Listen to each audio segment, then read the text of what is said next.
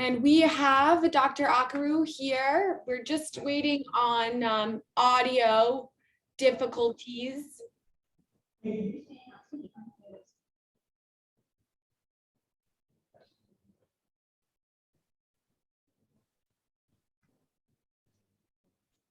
you can hear something. Hello. Hi, yes. Okay, so you can hear me now, right? Yes, I can hear you. And you know what? I'll do the screen share. Does that sound good? That's fine, thank you. Okay. So I will turn it over to Dr. Pecchia and he'll do a brief introduction. Usually we have the CME credits for each presentation. However, this morning they're not CME accredited, but come back next time and we'll hope to get you those CME credits. So let me share my screen here. Can everyone see that all right? Yes, Yeah. I can see it. Beautiful. So Dr. Pecchia will just do a brief introduction on our presenter today.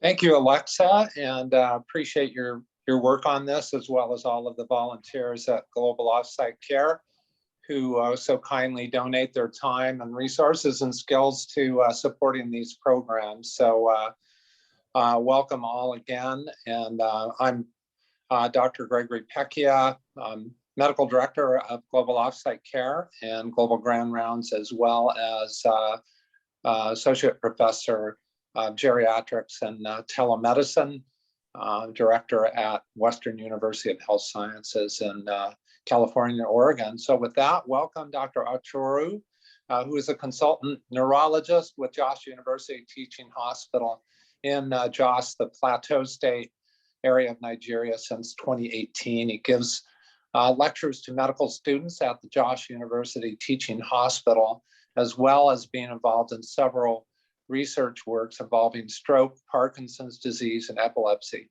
He's a fellow of the West African College of Physicians and a fellow of the National Postgraduate Medical College of Nigeria, and is married with 2 children. Welcome again, Dr. Achoru. Looking forward to the presentation. And with that, I'll hand it off to you. Thank you very much. So today we're going to be discussing subarachnoid hemorrhage, and we'll be sharing with you our experiences here. We'll start with a case presentation. I am a 36-year-old female, sorry for that little error, who presented with a history of headaches followed by a sudden loss of consciousness. It was said to be sudden. There was no notable history of seizures, not a previously known hypertensive or diabetic, no past history of stroke or transient ischemic attacks in the past, and no family history of strokes or any cardiovascular deaths. On examination, she was found to be unconscious with a Glasgow Coma score of 6/15, was also febrile with a temperature of 32 degrees Celsius. She had anisocoria with the right pupil much larger than the left. Also noticed to have a marked conjunctival injection. Further examination revealed that she had some neck stiffness, a positive Kernig's, as well as Brodzinski sign. Also noticed to have quadriparesis, as a weakness in all 4 limbs with power of 2/5 on the right side and 3/5 on both upper and lower limbs on the left. She had, on the cardiovascular examination, she had a pulse rate of 112 beats per minute. It was of normal volume and regular. The apex was undisplaced, and the heart sounds were normal first and second. The blood pressure was quite elevated, recorded 180/110 millimeters of mercury. A presumptive diagnosis of a subarachnoid hemorrhage was made, and an urgent brain CT scan, computer tomographic scan, was requested, and the management was instituted with the patient admitted for neurological care at the intensive care unit at Jos University Teaching Hospital. We started intravenous mannitol to reduce the intracranial pressure, as well as intravenous labetalol to control the blood pressure. Other supportive care was instituted, and the neurosurgical team alerted. This is actually the CT scan of the patient in question. As you can see, there's a lot of blood around the subarachnoid spaces, as highlighted by the arrow here, as well as here.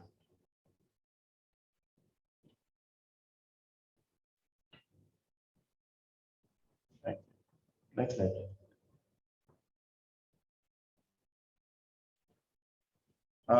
The patient is still on admission here and has remained stable and continues to be managed by the neurology team. The neurosurgical team didn't deem it necessary to intervene, and we'll discuss that later as to why.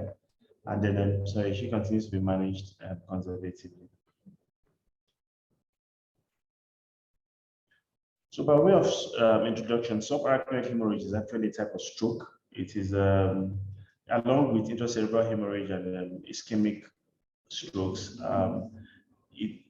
they constitute the major types of strokes we have. And subarachnoid hemorrhage is the bleeding between the pia and the arachnoid membranes of the brain. These are actually two coverings of the brain.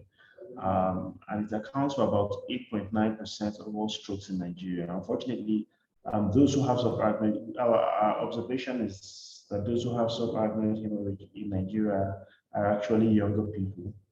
It predominantly affects younger people, usually below the age of 45, as seen in our index patients. The global incidence is estimated to be about 6 to 8 per 100,000 person years. For globally, autopsy specimens from individuals who have died from unrelated causes have shown that somewhere between 0.1 to 1% of individuals have some form of intracranial aneurysm. Generally, subarachnoid hemorrhages can be classified into two: traumatic and non-traumatic.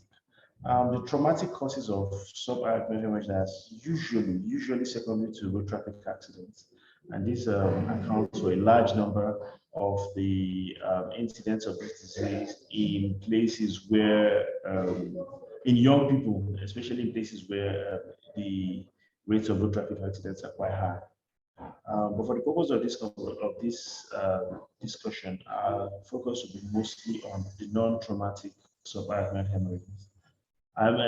Non-traumatic aneurysms, sorry. And these non-traumatic aneurysms are further classified into aneurysmal and non-aneurysmal.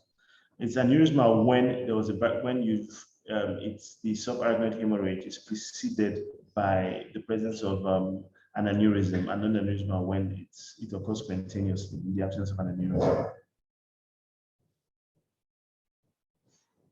Now, there are certain risk factors for the occurrence of a subarachnoid hemorrhage, and one of the commonest being hypertension. In our environment here, lots of people, up to 70% of people who are hypertensive are usually undiagnosed.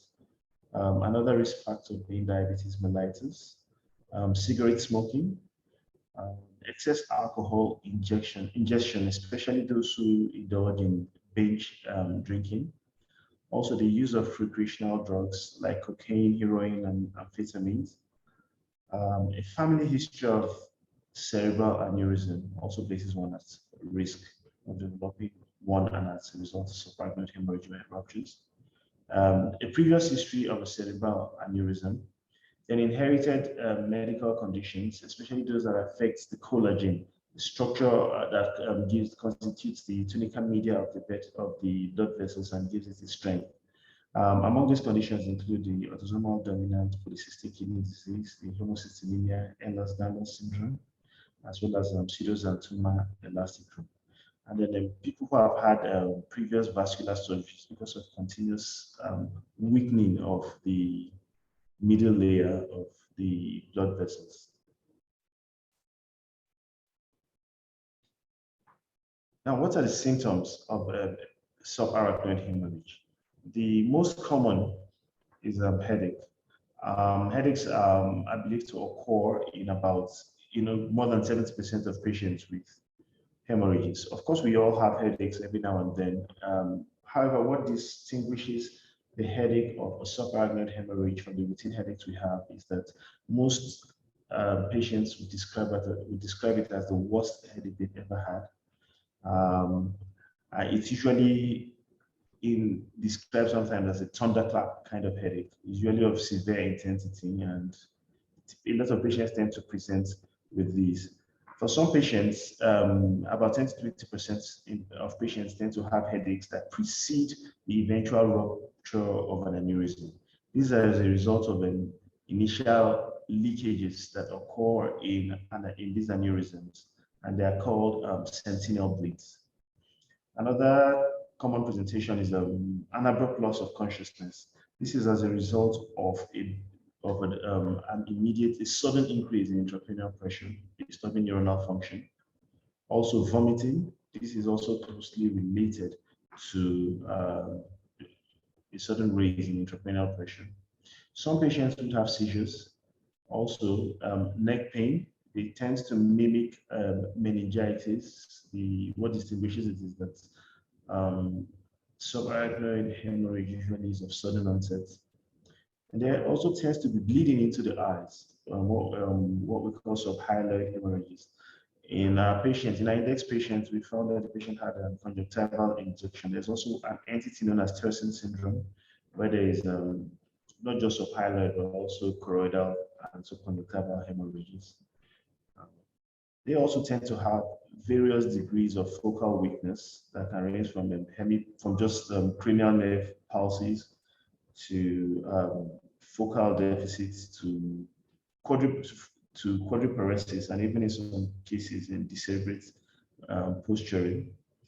Also, because of dysregulation of the temperature control systems of the brain, they may tend to present with elevated temperature.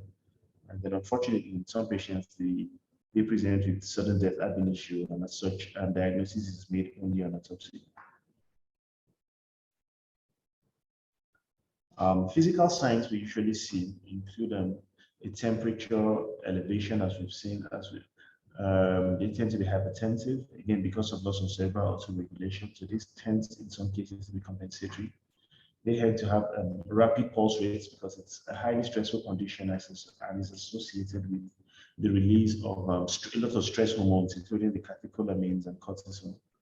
They also tend to have papilledema, which is a reflection of the raised intracranial pressure a lot of them tend to have. And as we mentioned earlier, quite a number of them could have retinal hemorrhages, and of course, various degrees of neurological deficits and clinical examination. Now, there are several grading systems that are used to assess the severity. And one of the ones is a clinical grading system known as Hunt and Hess that grades from 0 to 5, whether the patient is on ruptured or asymptomatic with mild headache. Grade 2 puts them at moderate to severe headache. And at grade 3, there's drowsiness, confusion with mild neurological deficits. Our patient was clearly in stage 4 with stupor and mild to severe hemiparesis, possible decerebrate rigidity and vegetative disturbances. And at grade 5, then deep coma with decerebrate rigidity and with a moribund appearance.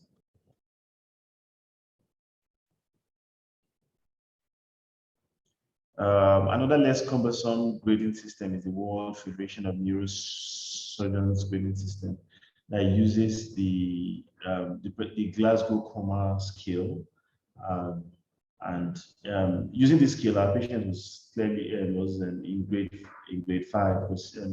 She had a GCS of 6. So here we have 15 with absence of neurological signs being grade 1. And then a patient with GCS of 13 to 14 being 2 or 3, depending on whether neurological signs are absent or otherwise, and 7 to 12 place the patient at stage 4.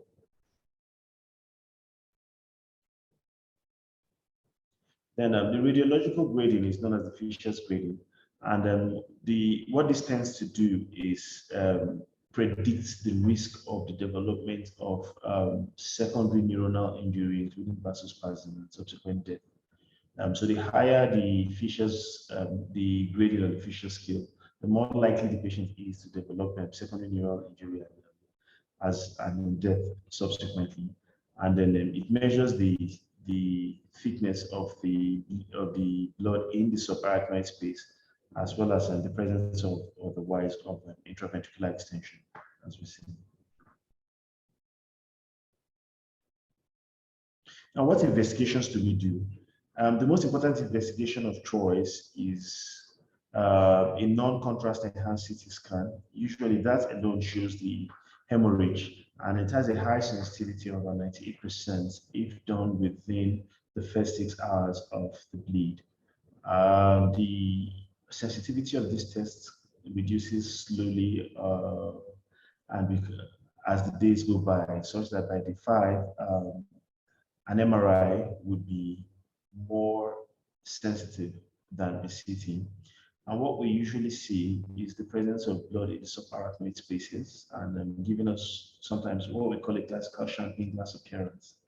There could be extension of the blood to the cerebral, into the any of the. There could be an intracerebral extension of the blood, or an intraventricular extension of the blood. We could also see features consistent with cerebral edema, that's an effacement of the sulci. Also, a digital subtraction angiography, CT angiography. The timing of this still remains controversial, but the aim of this test is to look for the presence or the rise of an aneurysm, so as to plan further intervention. Then a brain MRI as well as a brain magnetic resonance angiography.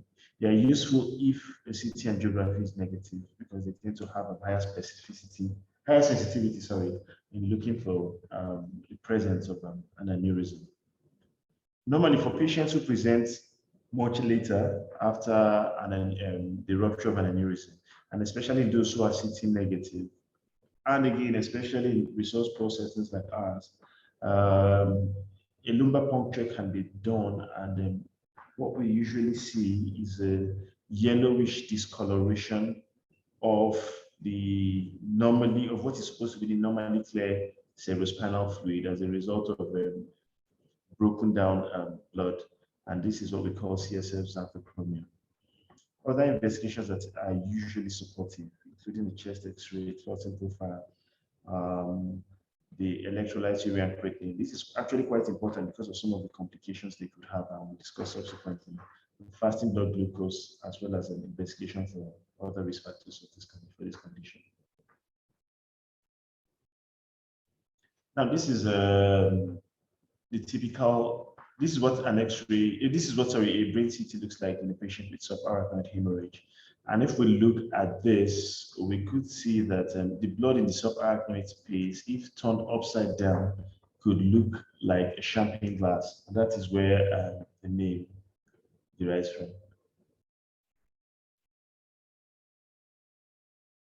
Okay, these are images also depicting various grades of severity of subarachnoid hemorrhage. In one, we see subarachnoid hemorrhage that is just mild and restricted to the subarachnoid spaces. In the image labeled 2, you could see that in addition to blood being in the subarachnoid spaces, there's also an extension into the temporal lobe as well as into the ventricle, into the fourth ventricle. In 3, we could see the thickness of the subarachnoid bleed is much thicker than it is in 1, and this, as we mentioned earlier when discussing the Fisher's grading, predicts an increased risk of developing secondary neural injury. And in grade 4, in picture 4, we see an extensive subarachnoid hemorrhage with intracerebral extension, multiple, as well as an intraventricular extension.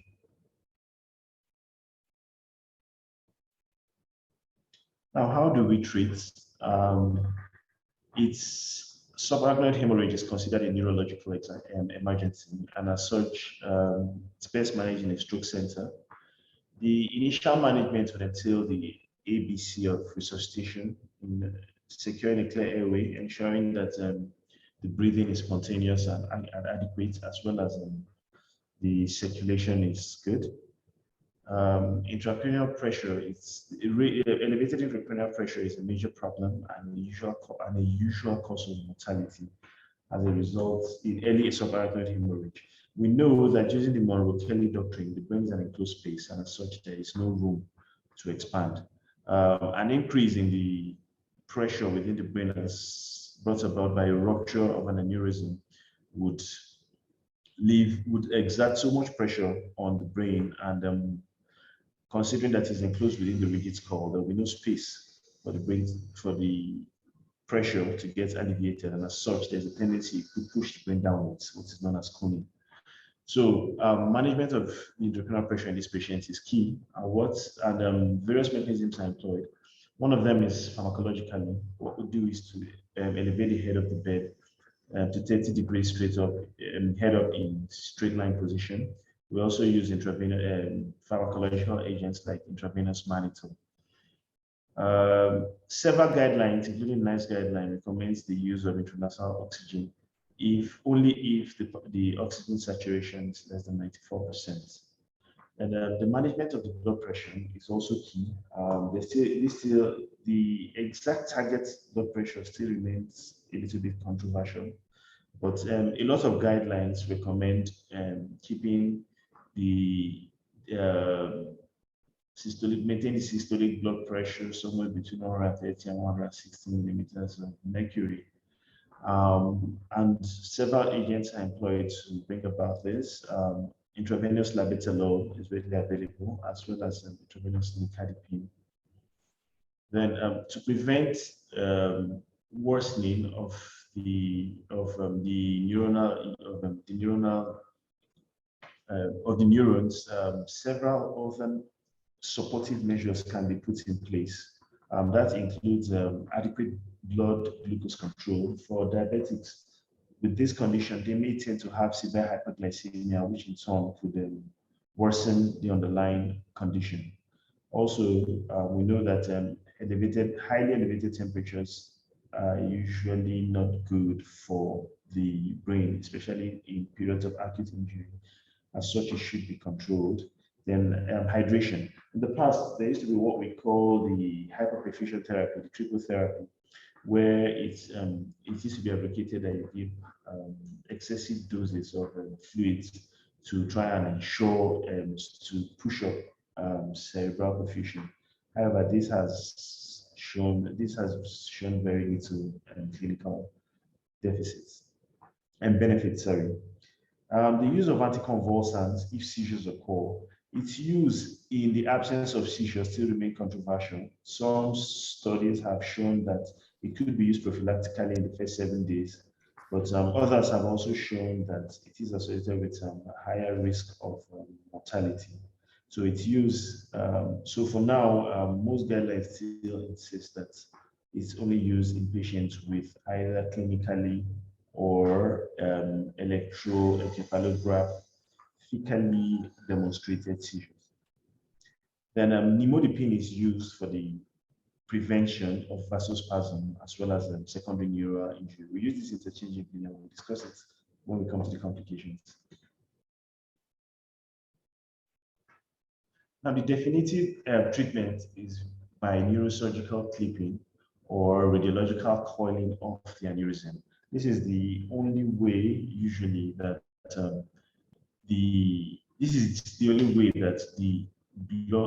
leakage from the rupture is completely secured. Unfortunately, our patient couldn't get this, as well as many patients in our environment find it difficult to get this level of attention. Then rehabilitation, long-term, this is post-discharge. As we said, a lot of patients who have subarachnoid hemorrhages tend to have a number of neurological deficits that persist. As a result, they need long-term radiological rehabilitation by way of physiotherapy, job changes, as well as even psychological support. Then a very key important part of treatment, especially post-discharge, is surveillance for the recurrence. We mentioned as a risk factor for the appearance of a subarachnoid hemorrhage is a prior history of subarachnoid hemorrhage. Now, in deciding what patients to clip or to coil, there are certain things that guide the decision. Usually, patients with wider neck aneurysms, as well as patients with poor endovascular access, are more likely to benefit from clipping. Also, the presence of Okay. Also, in patients with less of younger ages, usually less than 50, patients with an occlusion, an aneurysm involving the middle cerebral artery would also benefit from a clipping of the aneurysm rather than a coiling. Conversely, patients with abnormally appearing aneurysms, as defined by the neck to sac ratio, as well as patients who have difficult access surgically, especially those with aneurysms involving the posterior circulation, as well as those who already have vasospasm as a complication, will benefit from coiling rather than clipping. Okay, aneurysm.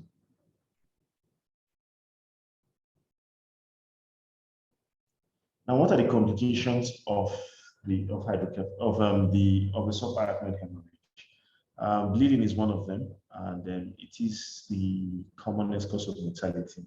As you mentioned, the natural mechanism is that the body tends to seal off the ruptured aneurysm with a clot. But unfortunately, this usually might not hold a number of patients, and as such, they tend to experience rebleeds, and these occur at a higher frequency in the immediate post-bleed period. Another complication includes the development of a hydrocephalus. When there's a rupture of an aneurysm and the blood extends to the intraventricular spaces, it could block the ependymal spaces where the CSF gets absorbed, and this could lead to the development of hydrocephalus. Delayed neuronal injury, we mentioned the presence of seizures. We've said that because of a massive increase in intracerebral pressure, some patients tend to have seizures. Then 5 and 6 are quite interesting complications that could occur and should be looked out for. 5 is the syndrome of inappropriate antidiuretic hormone secretion. And this causes a lot of dilutional hyponatremia as a result of fluid retention, and it should be looked out for. The same with cerebral salt wasting syndrome, where they tend to pass lots of fluids. And the difference between 5 and 6 is that 6 is usually a hypovolemic condition, and this on its own could disturb cerebral perfusion if allowed to proceed. So this is why we do against electrolyte creatinine and continue to monitor so that at the earlier signs, these conditions could be sorted out or corrected. And because of alteration in the level of consciousness of these patients, they tend to also have aspiration pneumonitis. So it's so for patients all patients as much as possible should have bedside swallowing test. More so patients with posterior circulation ruptures, as well as patients with decreased levels of consciousness. And in those who do not swallow properly, mechanisms should be put in place to ensure feeding as well in such a way as to protect the airway. Then focal deficits and their sequelae, including the presence of pressure sores and depression, can also occur following subarachnoid hemorrhage. Now, rebleed as a symptom, we said it tends to be more common following the bleed, and is a major cause of mortality. And it usually occurs within the first 6 months of the initial bleed, usually 50%.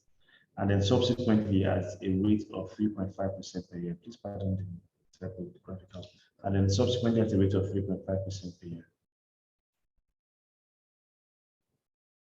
Then the vasospasm or secondary neural injury, these terms are used almost interchangeably because for a long time it was thought that secondary neural injury was almost exclusively as a result of vasospasm that occurs in blood vessels following the presence of the rupture of an aneurysm. And it does represent an increase in velocity of blood flow towards the narrowed segment of the blood vessel. Usually, it is diagnosed by doing the Doppler ultrasound. Normally, values less than 20 centimeters per second are usually rated as normal, and then values above 200 centimeters per second usually confirm the presence of a vasospasm. But between the two values of 120 and 200, any unexplained deterioration in neurological status should be assumed to be as a result of vasospasm. So in other words, it's a diagnosis of exclusion in our environment. But however, to improve the diagnostic efficacy of this condition, there's what we call a Lipgard ratio that tends to compare the mean velocity of blood flow in the middle cerebral artery to the ipsilateral external carotid artery. And values greater than 3 usually suggest a vasospasm, while less than 3 suggests as a result of hyperemia.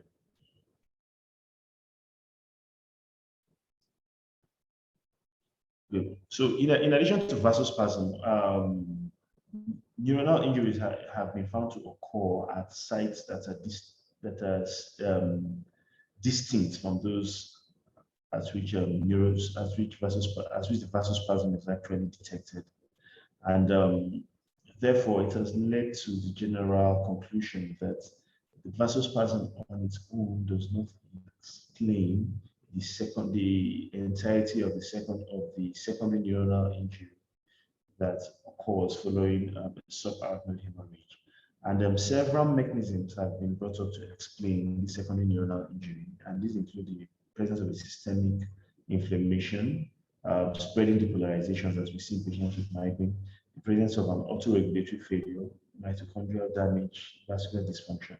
As I said, these are theories, and a lot of research is still going on to explain why secondary neural injuries occur separate from in areas that are distinct from vasospasm.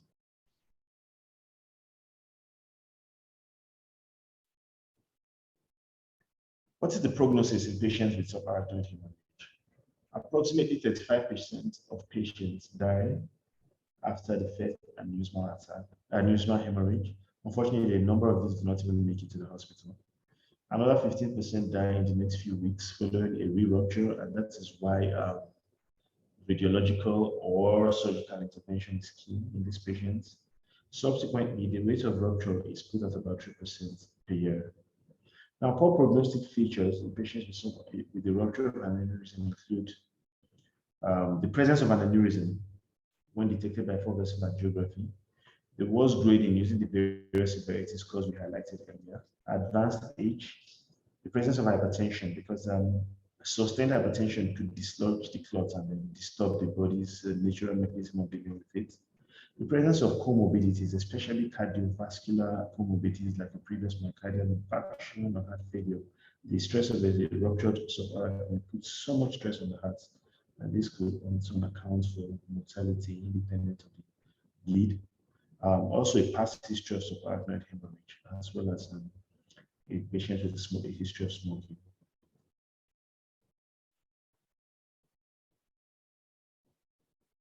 Now, the last aspect of management we say is surveillance. This remains controversial as to how it's done and as to how frequently it should be done. However, it is recommended for people with a prior history of rupture of SAH, also for first-degree relatives of people with aneurysmal rupture, especially at a young age, or in patients who have a history suggestive of the genetic conditions that are associated with the presence of intracranial aneurysms. We had mentioned initially the presence of the autosomal dominant polycystic kidney disease. And this is a quite common disease that occurs in about 1 to 600 people. So it's actually quite prevalent. Also, the presence of homocystinemia as well as pseudoxanthoma. So patients with these conditions are usually the most recommendation is that they do magnetic resonance angiography once a year, every 10 to 15 years, usually starting from the age of about 25 years. And then for those who aneurysms are detected, this can now be done more frequently and tailored to the individual. The objective is to look for the rates of increase in the size of the aneurysm. Usually, there's this statement in most of our books, this cliche saying, if it's not broken, don't fix it. However, this doesn't apply to aneurysms greater than 7 millimeters because at this size, the risk of rupture far outweighs the risk of leaving it. Also, the rate of aneurysm growth as well as the aneurysm morphology would determine the degree of intervention or otherwise. Now, in looking at the morphology, what we tend to do is to look at the height and the height of the subarachnoid hemorrhage. The perpendicular height of the perpendicular height from the neck gives you an idea of the size. And we've said that values greater than 7 centimeters pose a risk of rupture. We also look at the neck to dome ratio, and values greater than 1.6 also predicts an increased risk of rupture, and as such, call for intervention.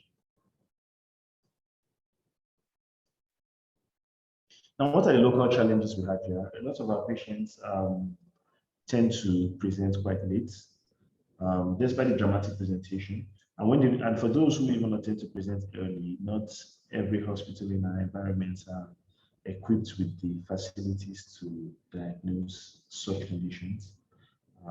As such, by the time they tend to go through multiple referrals, and by the time they come, it's sometimes late.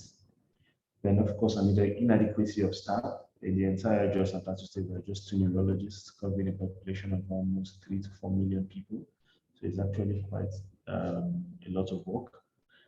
Paucity of imaging facilities. Besides just the state capital, no other place within the local communities have facilities for neuroimaging.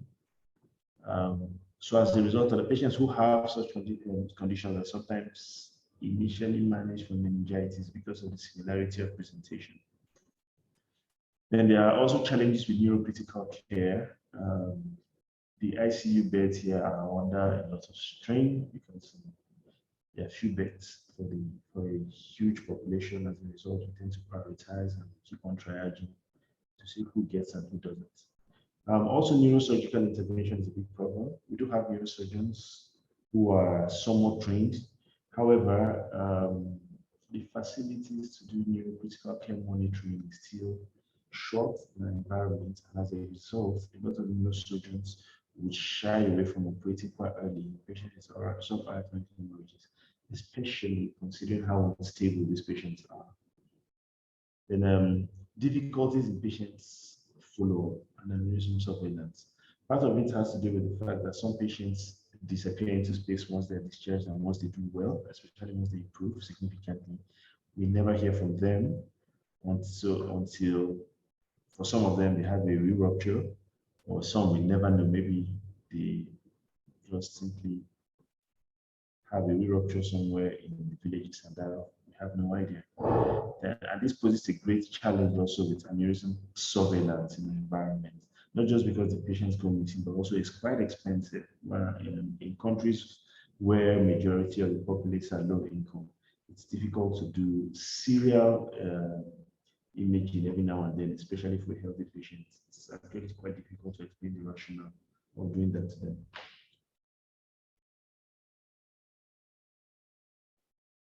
And what is the role of telemedicine? Now, one of them is quicker diagnosis via teleconferencing. I could easily get an image that I'm not sure of and patch it through to someone in any part of the world and get a quick diagnosis. Also, quicker interpretation of these test results. Also, in assistance with managing, there are a lot of evolving therapies and other things going on. The spread of information could be more rapid with telemedicine and liaising with colleagues around the world. And then in terms of patient surveillance, it's easier because we could talk to their patients, to their primary care doctors in the rural areas, and then plan further care and management of these patients. In conclusion, subarachnoid hemorrhage is a common neurological as well as neurosurgical emergency encountered in different settings. Early identification and management of them may be life-saving. The high mortality associated with this condition calls for institution of preventive as well as early detective measures. Thank you for your attention. Very good. Thank you. Thank you very much, Dr. Achoru. That was informative and thought-provoking. Before I leave for another meeting, I'd like to start with some questions, and then I'll leave it up to Alexa to carry on the Q&A and commentary and close on time. Two questions. One, clinical, is there a role for screening family members, first-degree family members of victims of aneurysmal subarachnoid hemorrhage, essentially scanning asymptomatic first-degree family members for potential asymptomatic aneurysms that might create trouble for them later? And secondly, logistical question about the role of telemedicine in your area. Is there currently a telestroke program that is in place to anticipate, this type of presentation coming up and other stroke presentations that that is currently in place? Okay, thank you. For the first question, the answer is yes. For patient family, for asymptomatic first-degree relatives, yes, there's a room for screening. As I said, there are various guidelines, but the general recommendation is that screening should start at about the age of 20 to 25 and done every 10 to 15 years. The imaging modality of choice in them is a magnetic resonance angiography. And this should apply to not first-degree relatives, especially those with inherited, that are thought to have inherited conditions that could predispose to intracranial aneurysms. So there's room for screening.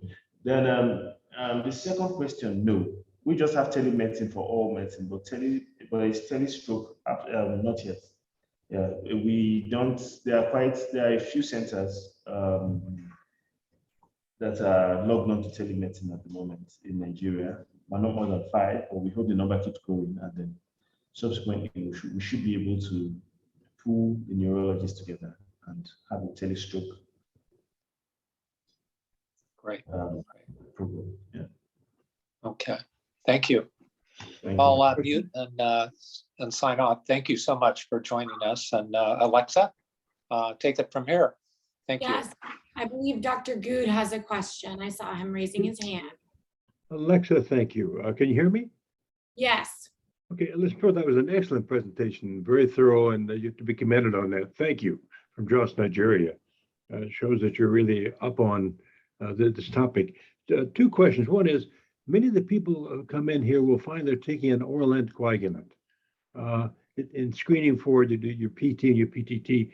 And can you comment on your approach to that? Are they on Coumadin? Could they be on a factor 10x inhibitor? Could they be on a thrombin inhibitor? But it comes to us frequently what to do regarding antidotes. Yes, we've had quite a number of patients who are on anticoagulants. The commonest we use here is warfarin, and then as part of the routine evaluation of these patients, I did mention a full panel clotting profile. For those who are on anticoagulants, as much as possible, we try to give an antidote. For warfarin, which is the commonest we use here, we use prothrombin complex concentrates as much as is yeah. For those who have intracranial bleeds. While for patients who are on heparin, we use protamine sulfate. The antidote to dabigatran, which is currently gaining popularity here, idarucizumab, is actually not available. I've never seen it in clinical practice in these parts. We only see it in the books and in presentations there. So I don't know how available it is in the US. But we try to use antidotes as much as possible when we get a history of that and have results that point to the presence of an anticoagulant being a culprit. Thank you. Very good answer.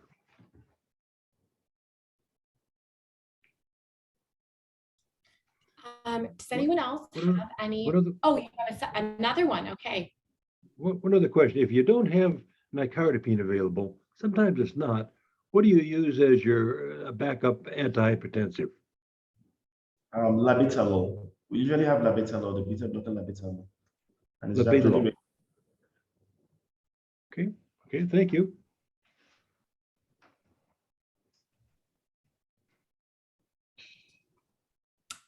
I will open it up. Does anyone else have any questions for our presenter?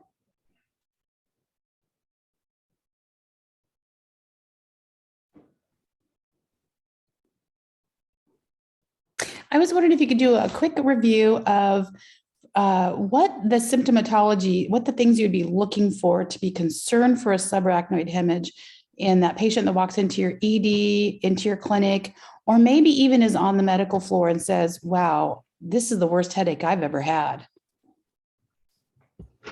I'm sure you said it in the very beginning, but.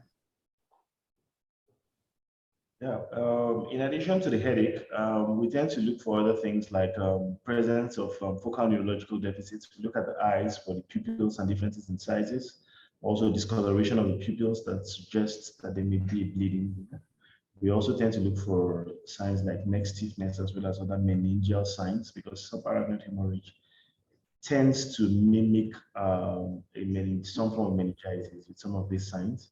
Also, a raised blood pressure is a worry for us. With the head, that severe type of headache in association with an elevated blood pressure is also a warning sign for us. And the presence of other symptoms like vomiting, like seizures, like altered sensorium would also push us to evaluate further for the presence of a subarachnoid hemorrhage.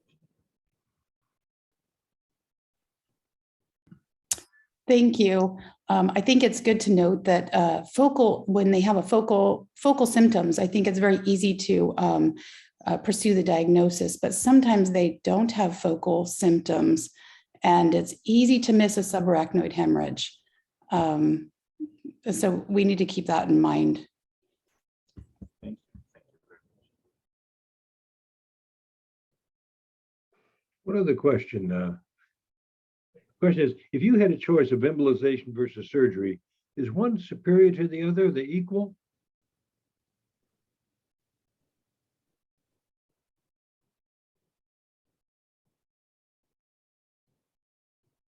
So is that for me? If you have a choice of therapy, be it embolization you have available versus surgery, neurosurgery, does data favor one versus the other? Embolization versus surgery? Yeah, surgery is usually more curative, I would say. It's usually better. It's just that the risk has to outweigh the benefits. So in patients with greater risks for the surgery, embolization would be better. But in patients who have less risks, surgical risks, surgical clipping is definitely superior. Okay, thank you.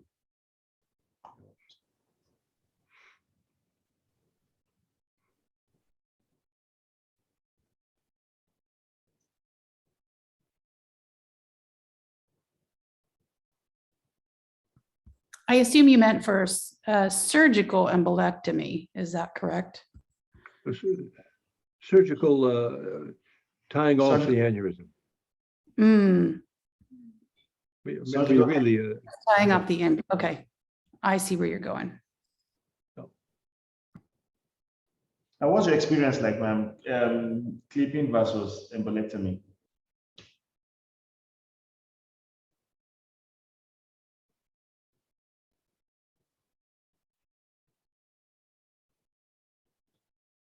That's our LBR. Maybe she's missing. It was an excellent presentation. Our Dr. Pressure had to leave, and Alexander, thank you for running the session. And that was really very nice. You prepared it very hard. You made it very clear. And I'd have you as my consultant any day. Thank you. Thank you. Pleasure. Yes, thank you everyone for joining. If you have any questions, feel free to reach out. We appreciate everyone, especially our presenter today. Thank you for all your hard work. Thank you. Bye-bye. Bye. Okay. Take care, everyone. Have a great day.